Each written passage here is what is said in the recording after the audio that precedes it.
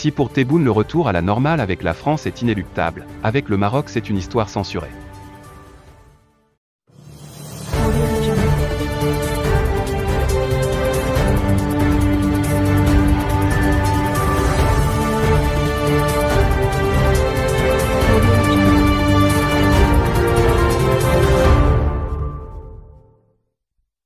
الله يجازيك سي جلال. ونرجع ربما للوراء، حاجة اللي نأسف عليها في العلاقات القديمة الجديدة بين المغرب والكيان. نأسف لأول مرة منذ 1948 لما تخلق الكيان هذا، وزير من هذا الكيان يجي بلد عربي ويهدد بلد عربي واحد آخر. خزي وعار.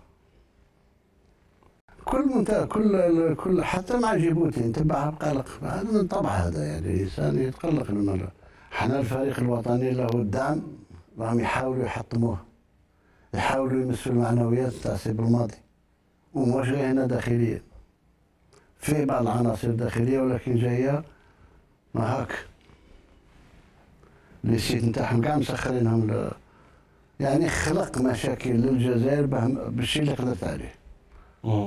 كون صابوا حتى هذه النوة هذه اللي عطاها المولى عز وجل، كون صابوا سحاب الدواء في جهة أخرى.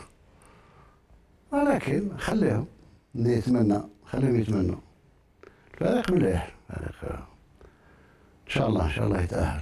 Dans une nouvelle sortie médiatique, le président algérien Abdelmadjid Tebboune a nommé une seule fois le Maroc, mais sans cesser d'y faire allusion. Dans cette interview, visiblement expurgée des passages sur le royaume, Tebboune n'en a pas moins livré quelques perles qui ont valu à ce rendez-vous mensuel le sobriquet de Madji Comedy Club. La télévision publique algérienne, l'ANTV, a diffusé, dans la soirée du vendredi 26 novembre, l'enregistrement d'une interview du président algérien, Abdelmadjid Tebboune, face à 2 journalistes, qu'il avait récemment questionné lors d'une précédente et similaire sortie médiatique. Quiconque subit cet entretien, d'une durée de 57 minutes, ne peut que se demander quelle était vraiment l'utilité d'une telle sortie, sans relief, truffée de futilité, à moins qu'elle n'ait été imposée par ce que les communicants d'El Mouradia appellent le rendez-vous mensuel du chef de l'État avec les médias. Contrairement à ses interviews télévisées précédentes, Tebboune a cité le Maroc une seule fois, alors que le mot Sahara n'est même pas sorti de sa bouche. À quoi est due cette prouesse ? Probablement au grand ciseau des censeurs de la junte qui ont gardé pour eux le meilleur du Madji Comedy Club. A priori, l'on peut penser que 2 journalistes ont reçu des instructions pour éviter de poser des questions sur le royaume du Maroc, pays que l'Algérie a pourtant érigé en pierre angulaire de toute sa politique, à la fois interne et étrangère. La dernière résolution du Conseil de sécurité sur le Sahara, l'affaire des camionneurs algériens présumés tués le 2 novembre courant à Bir Lalou, et que Tebboune avait juré de venger, le soutien public de l'administration américaine au plan d'autonomie. Aucun de ces sujets qui fâchent le régime et écument les médias publics ne semble avoir été effleuré, du moins en apparence. Tebboune s'est d'abord contenté d'être allusif sur le royaume quand on lui a posé une question sur l'équipe nationale d'Algérie. Il en a profité pour accuser le Maroc d'être derrière toute la zizanie que Djamel Belmadi a semée récemment contre l'incompétence des responsables algériens. L'équipe nationale a notre soutien. Ils essaient de la casser. Ils cherchent à atteindre le moral de Belmadi, et pas uniquement ici en interne.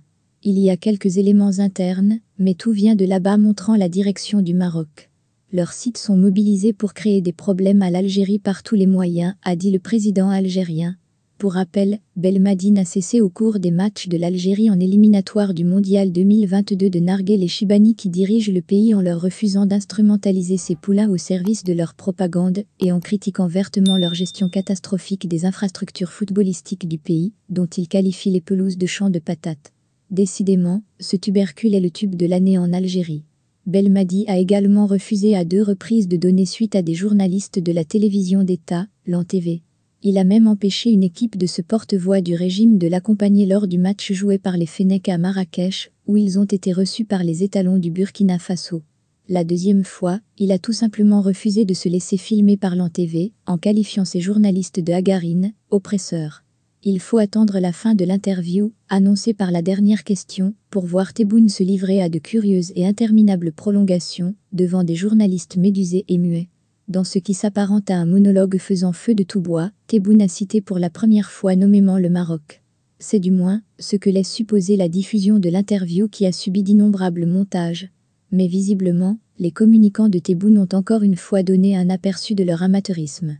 Même en purgeant l'interview des propos hauts en couleur de Tebboune sur le royaume, ils ont laissé un passage qui démontre, sans ambiguïté, que l'interviewé a déjà abordé la question des relations maroco-israéliennes et que cette partie a été sabrée.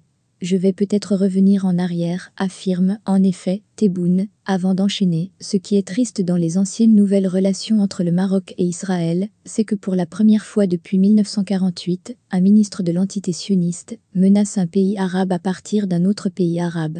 C'est un acte infâme et déshonorant, a-t-il. Ce rembobinage proclamé par le président algérien fait certainement référence à des séquences dans l'interview qui ont été supprimées dans le montage. La junte surveille donc de très près les sorties de Tebboune et a gardé pour elle le meilleur du Madji Comedy Club. D'ailleurs, l'interview du vendredi 26 novembre est la plus courte comparée aux précédentes du même esprit. Ce qui corrobore l'hypothèse de plusieurs passages censurés. En ce qui concerne les relations avec la France, là aussi les propos de Tebboune ont été à minima. Ce qui laisse supposer de nombreuses interventions pour conserver seulement le message essentiel pour la junte. Le retour à la normale des relations algéro-françaises est inéluctable. Au final, cette interview aura eu surtout le mérite de montrer un Abdelmadjid Tebboune sous surveillance étroite.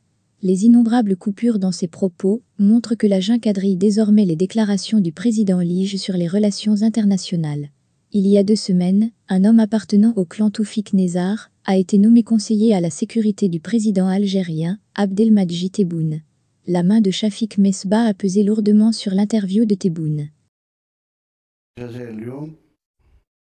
حتى بعض أبنائها ما عارفينش قيمتها.